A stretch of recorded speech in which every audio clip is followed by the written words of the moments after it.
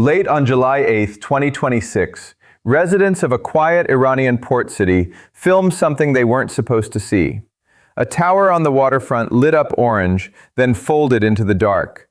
Power died across whole districts of the city seconds later. Within hours, Iranian state media confirmed what the footage suggested. The United States had just struck Chabahar. If that name means nothing to you, here's why it should. Chabahar isn't a military base. It isn't a nuclear site.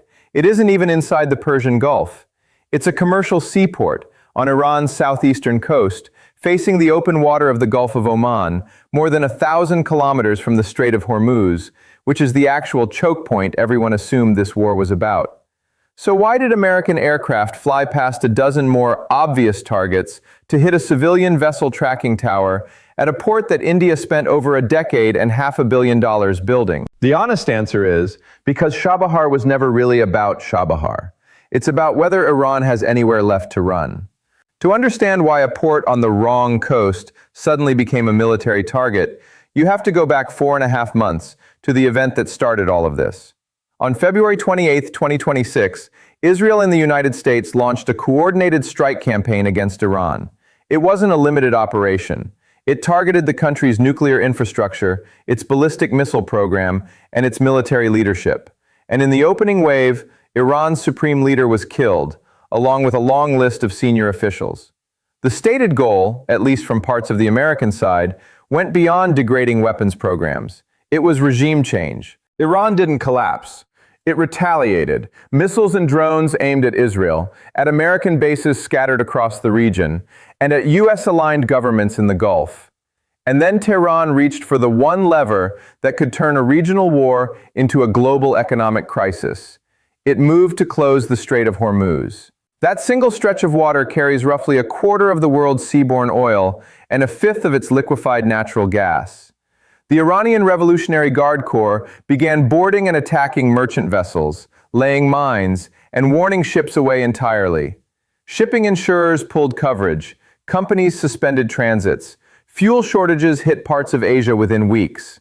By the time the dust settled on this opening phase, the toll included a sunk tugboat, more than a dozen damaged merchant ships, seafarers killed or missing, and a global economy suddenly reminded how much of it runs through one 33-kilometer-wide channel. Washington spent the following weeks threatening to escalate further. Trump specifically raised the possibility of hitting Iran's civilian energy infrastructure, its main oil export terminal at Karg Island, and even its desalination plants, if the strait didn't reopen. Faced with that pressure, and with back-channel involvement from both Pakistan and China, Iran's government agreed to a 2-week ceasefire on April 8th. Brokered by Islamabad, it was supposed to buy time for a real settlement. Brent crude fell nearly 16% in a single day on the news. For a moment, it looked like the crisis had peaked. It hadn't. It had just changed shape. Here's where the conflict stopped looking like a war in the traditional sense and started looking like an economic siege. The ceasefire held for the guns, but not for the underlying dispute. Direct talks between the U.S. and Iran in Islamabad in mid-April went nowhere. Iran wanted guarantees against future attacks, recognition of what it called its legitimate rights, and reparations. Washington's baseline demands stayed fixed: no path to a nuclear weapon and unrestricted passage through Hormuz. When those talks collapsed, the United States didn't restart bombing immediately. It did something more surgical. On April 13th, it imposed a full naval blockade on Iranian ports. This is the detail most casual observers miss, and it's the key to everything that happens later in this story. Iran experienced the blockade as a ceasefire violation, a continuation of the war by other means. The United States framed it as something separate, an economic enforcement measure, not a military one. That gap in interpretation never got resolved. It just sat there, unaddressed, for weeks. And the blockade wasn't symbolic. By the time it had run its course, CENTCOM was reporting dozens of vessels intercepted and several ships seized. Iran, boxed in, seized cargo ships of its own in retaliation. Independent shipping trackers estimated the economic drain on Iran at hundreds of millions of dollars a day. Iran's parliamentary speaker, Mohammad Bagher Ghalibaf, put the Iranian position bluntly in public remarks. The strait, he said, would reopen only on Iranian terms, not American ones. That was the uneasy equilibrium going into the summer. A blockade holding Iran's Gulf Coast hostage, a strait technically open but moving at a fraction of its normal traffic, and a temporary truce that both sides interpreted so differently it was never going to survive contact with a new provocation. By early July, it didn't survive. Trump publicly declared the ceasefire over, blaming Iran for renewed attacks on commercial vessels transiting Hormuz. Whatever the precise sequence of blame, the practical result was immediate. American strikes resumed across southern Iran, this time explicitly aimed, according to U.S. Central Command's own language, at degrading Iran's capacity to threaten shipping through the strait, night after night. That resumed campaign is where Chabahar enters the story. Everything about this new phase of the war made geographic sense, right up until July 8th. For a week, American strikes had concentrated where you'd expect. Bandar Abbas, Iran's largest Gulf port, and a hub for its naval assets around Hormuz. Keshem Island, coastal military positions overlooking the strait itself. This was a choke point campaign in the purest sense. Control the strait, and in theory, you control Iran's ability to threaten the world's oil supply. Then, on the night of July 8th into the 9th, American strikes hit Chabahar for the first time since the April ceasefire, and Chabahar sits nowhere near Hormuz. It's on the Gulf of Oman, Iran's only deepwater port with direct access to the open ocean.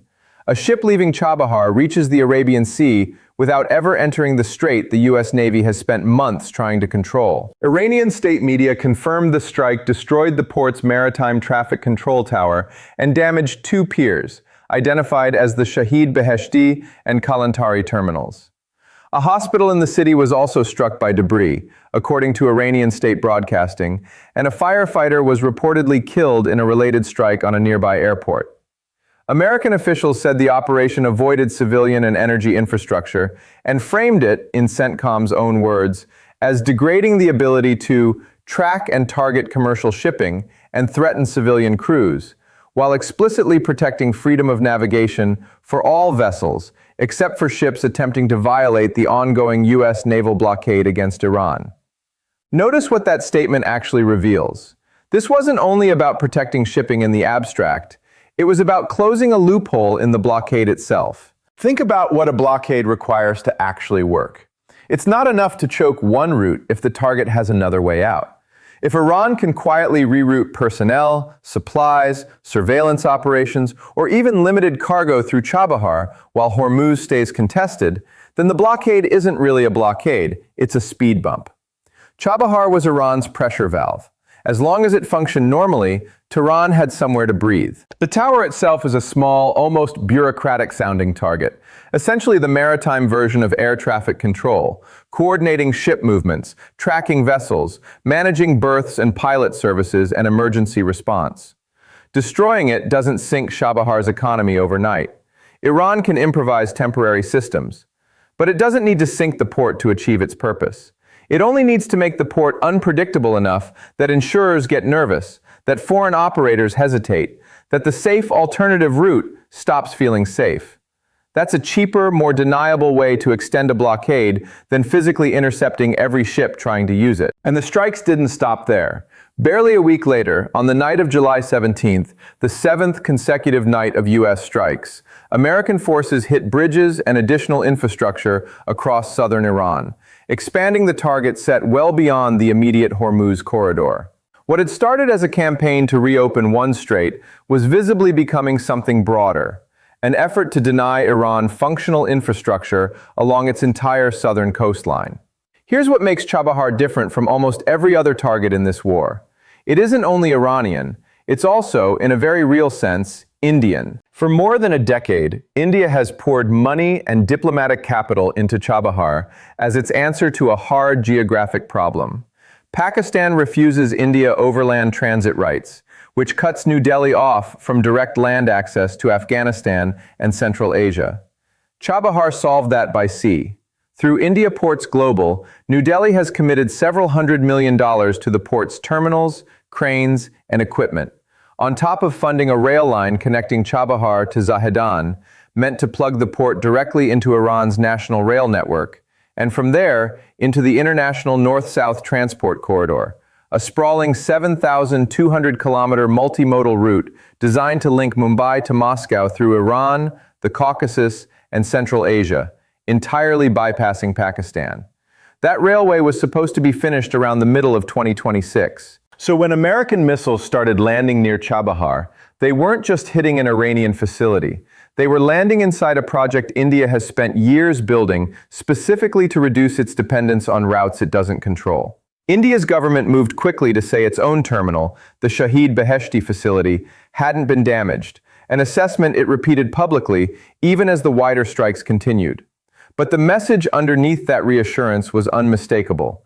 India was watching its flagship connectivity project sit inside an active war zone, with no say in whether it survives. This puts New Delhi in a genuinely uncomfortable position, and it's worth sitting with why. India needs good relations with Washington, strategically, economically, militarily. But it also has a decade-long bet on Iranian territory that a rival, not an ally, is now actively degrading. Condemn the strikes too loudly, and India risks friction with the United States. Say nothing, and it risks watching its own investment become collateral damage in someone else's war, while ceding ground to the project's obvious regional competitor, Pakistan's China-backed port at Gwadar, less than 100 kilometers down the same coastline, offering the exact route India built Chabahar to avoid. It's also worth noting the timing here isn't accidental. The U.S. sanctions waiver that had protected Chabahar-related operations from American penalties quietly expired back in April 2026, the same month the ceasefire collapsed into a blockade. India's own budget documents for the current fiscal year reportedly show no fresh government funding allocated to the project, a sharp reversal from the hundreds of crores committed the year before. Whether or not that's connected to the military escalation, it tells you India was already recalculating its exposure to Chabahar before a single missile hit the port. This is the part of the story a narrow US versus Iran framing misses entirely. Strikes on infrastructure don't just damage the country that owns it, they damage every outside government that built something on top of it. It's tempting to read all of this as a simple story of American military dominance. Washington identifies a loophole, closes it, moves on. But that reading skips the part of the story that actually determines whether any of this works. A military strike can destroy a structure in seconds. It cannot control what happens politically in the weeks that follow. And this war has already shown several ways that follow-through can go wrong. Start with escalation. Iran's response to sustained pressure has not been to fold. Following the initial February strikes, Iran launched retaliatory attacks not just at Israel and American bases, but at third countries hosting U.S. forces, including missile and drone strikes on the United Arab Emirates that killed several foreign workers and injured dozens more. Iran-aligned forces have also claimed attacks on U.S. positions in Syria. Every time the campaign against Iran widens, Iran has shown it's willing to widen its own response in return, which is precisely the dynamic that turns a narrow, straight security operation into a genuinely regional war. Then there's the coalition problem. Washington's stated goal, protecting freedom of navigation, is easiest to defend politically when the target list stays tightly connected to the strait itself. Every strike that lands somewhere like Chabahar, well outside that immediate zone, hands Iran a cleaner argument on the world stage, that this was never really about open shipping lanes, but about dismantling Iran's ability to trade with anyone, anywhere, under any circumstances. That argument doesn't have to be entirely accurate to be diplomatically costly. It only has to be believable enough that partners like India start hedging. And then there's the strategic contradiction sitting underneath the whole operation. The United States has spent years quietly encouraging exactly the kind of regional connectivity Chabahar represents. Trade routes that reduce dependence on Chinese-linked infrastructure and pull India deeper into an active, self-interested role across Central and South Asia. Weakening Chabahar to pressure Iran doesn't just punish Tehran, it also damages the one India-backed corridor built specifically to compete with Beijing's regional footprint, while leaving China-linked alternatives like Gwadar relatively untouched. Washington may be solving its Hormuz problem while quietly making its China problem slightly worse.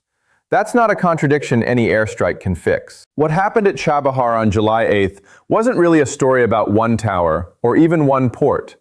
It was a demonstration that in this war, geography itself has become a battlefield, that a blockade is only as strong as its last open door, and that closing that door can pull allies, rivals, and bystanders into the fight, whether they intended to be there or not. The Strait started this war. The coastline may decide how it ends. If you want to understand where this goes next, the numbers worth watching aren't just troop movements or missile counts. They're insurance premiums, shipping manifests, and whether that India-backed railway line to Zahedan ever actually opens. Sometimes the real map of a war isn't drawn in front lines, it's drawn in supply chains.